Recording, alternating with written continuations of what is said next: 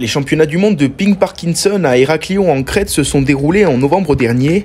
Plus qu'une compétition sportive, pour les participants, il s'agit d'une véritable poursuite du combat contre la maladie. Nicolas Koukoulakis, joueur grec, se déplace habituellement en fauteuil roulant, mais quand vient le moment de jouer, il repousse à chaque fois les limites que son corps lui impose. When I'm walking, I spend 5 times more energy than a normal person, so I prefer to use a wheelchair in order to avoid more spend of energy of the body. En France, près de 270 000 personnes sont atteintes par la maladie de Parkinson, soit un adulte sur 250. 80% des malades sont diagnostiqués après 60 ans. C'est le cas d'Alain Marin, il se surnomme le Parkinsonien qui ne lâche rien. Ce Toulousain a empoigné sa première raquette il y a 3 ans et depuis, il ne la lâche plus d'un doigt.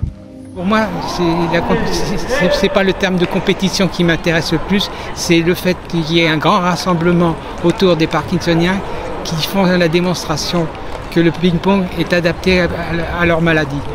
Le ping-pong me procure plein de choses. D'abord, il m'aide au déplacement, bien que je me déplace pas beaucoup. Il m'aide à la dextérité avec les poignets.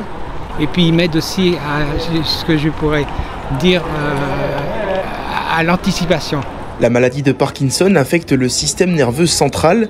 Elle provoque des tremblements, une lenteur des mouvements et une rigidité musculaire. Mais de nombreux autres symptômes existent, comme l'hyperémotivité. Elle est également très répandue chez les pongistes atteints de la maladie, comme l'indique Rémi Salin. Finalement, l'émotion est plus grande encore chez nous parce qu'elle se décuple en fait.